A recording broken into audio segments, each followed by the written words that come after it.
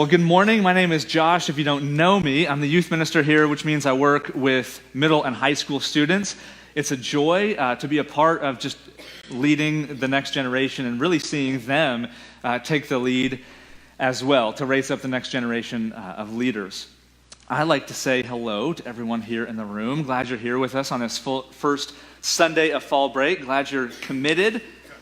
If you're watching online, if you're a regular with us at fall break, wow. If you're watching because you're on fall break but a regular with us, glad you're watching and keeping up. If it's your first time checking us out online, I want to say thanks and welcome. Glad you're with us because we know most people will check us out online before ever stepping foot in the door. And so I just want to invite you. Hope to see you next week. That'd be a great day to join us.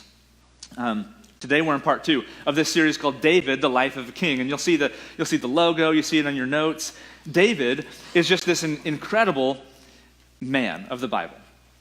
More is written about David than any other character in the entire Bible outside of Jesus. That's a pretty incredible feat, someone that we should pay attention to. I mean, if you're writing down some numbers, write these down. Over 60 chapters are written about David in the Old Testament. 59 references.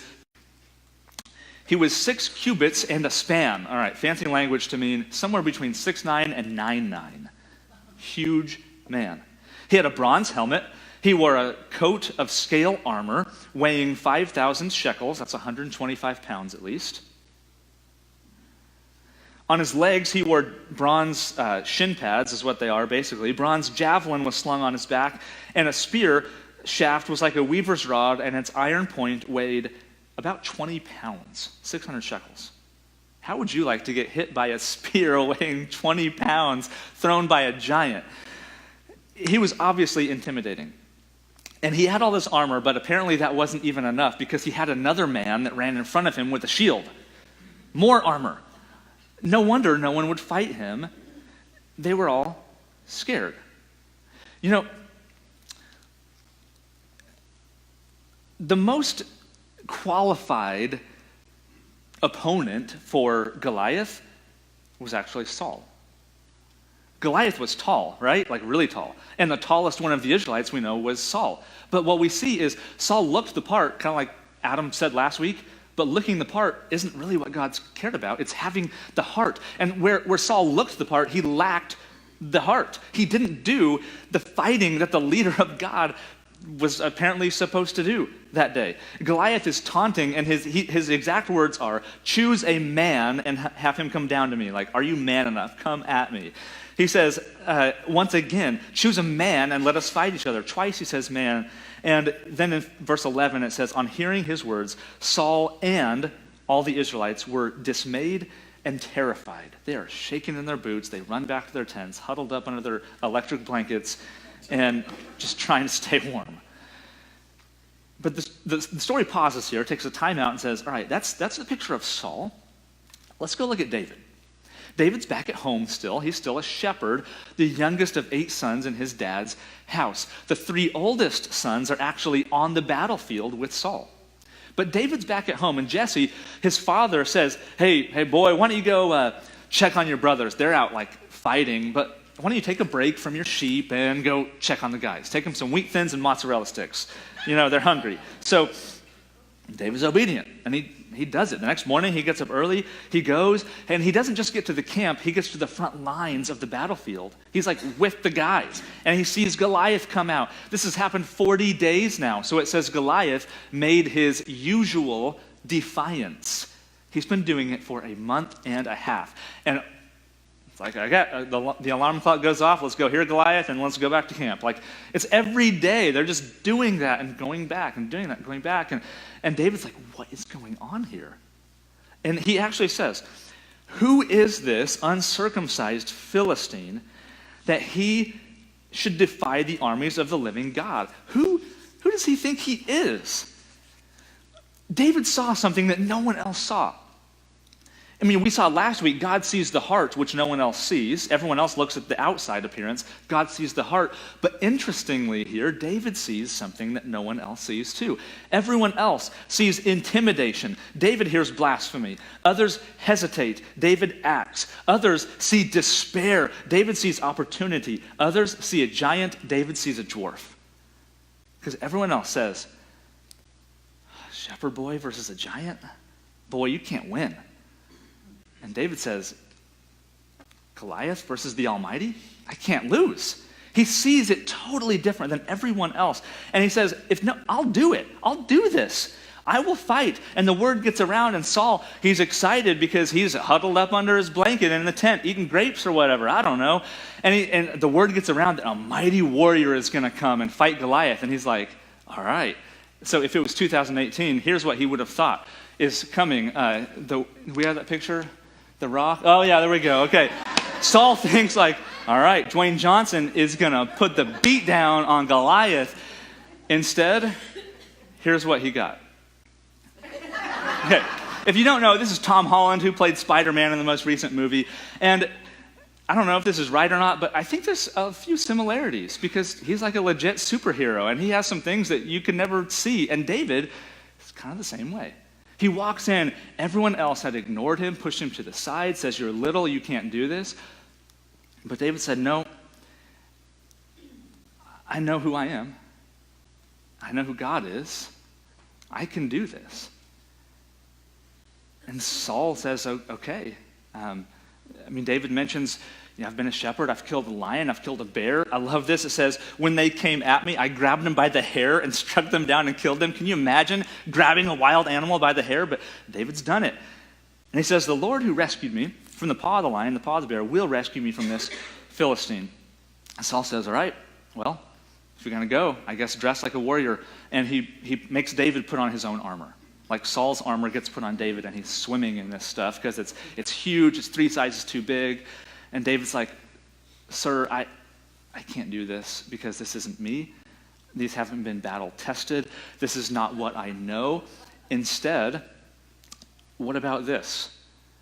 And he has a sling.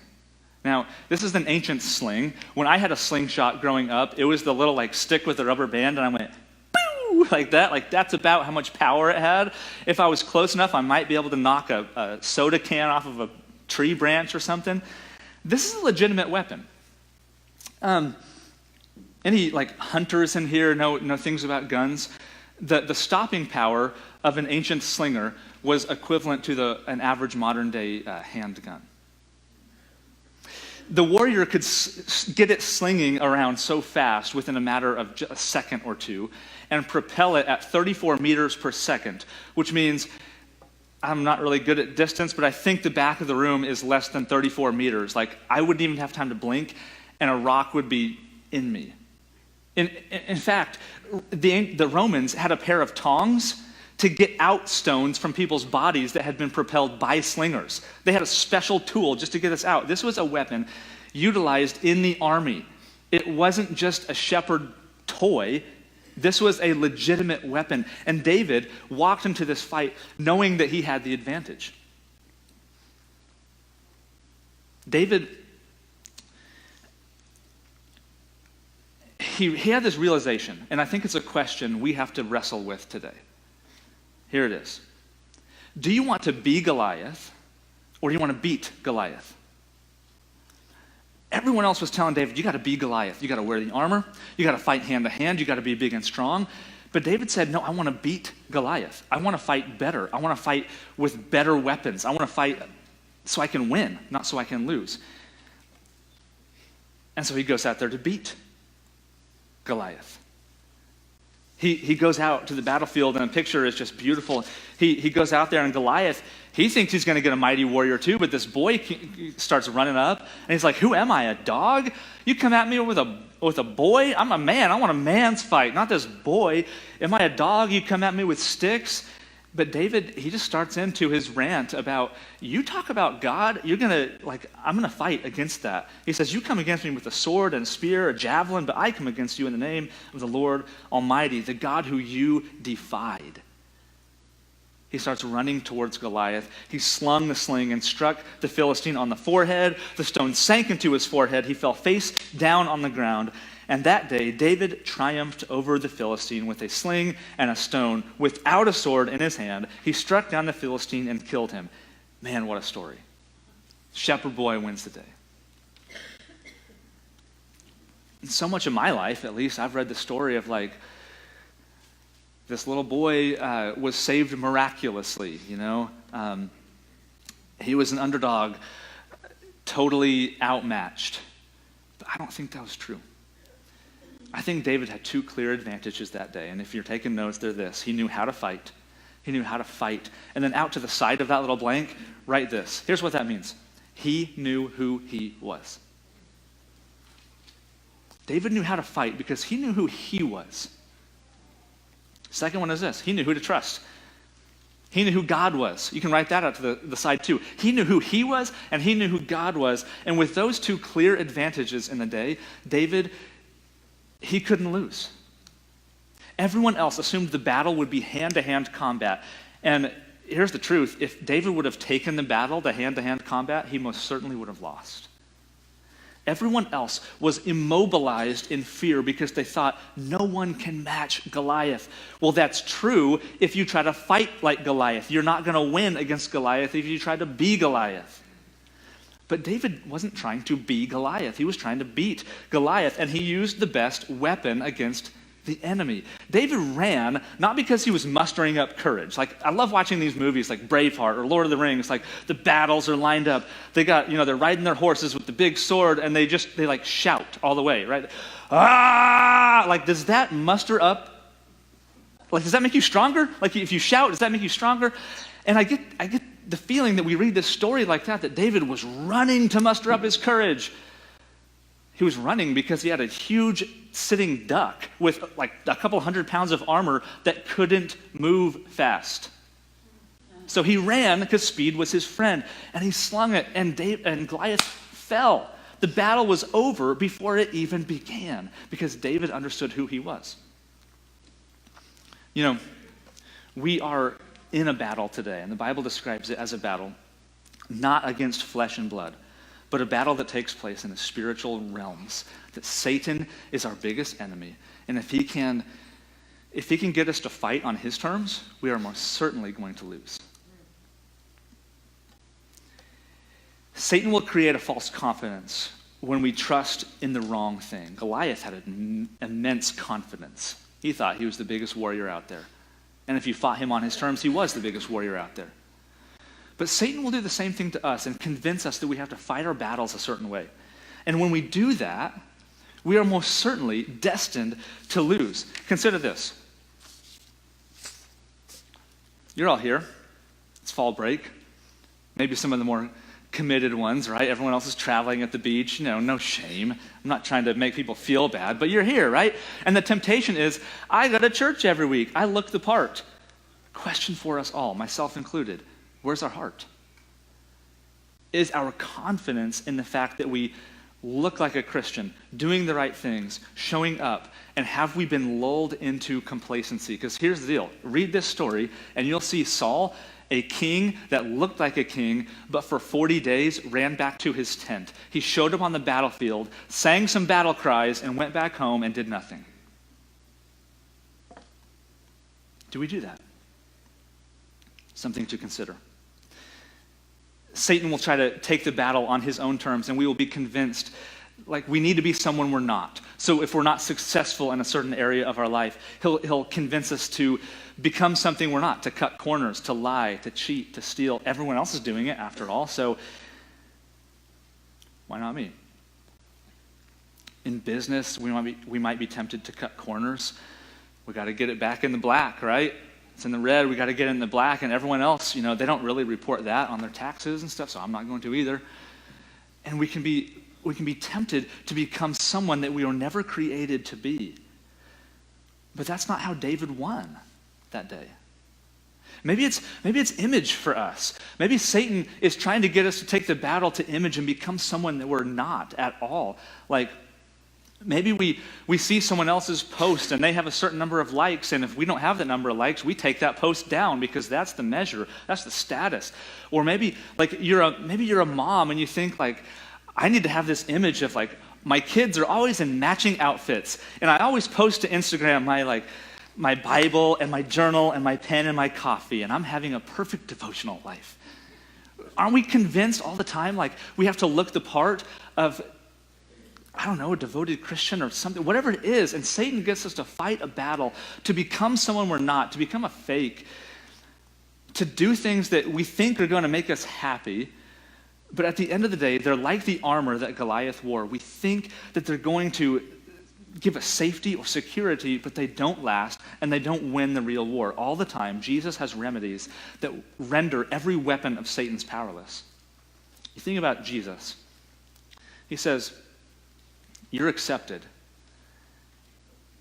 not because you're here 51 out of 52 weeks of the year. You're accepted in me, Jesus says. He says you're forgiven, not because you made it through all 66 books of the Bible this year. You're forgiven because of the cross.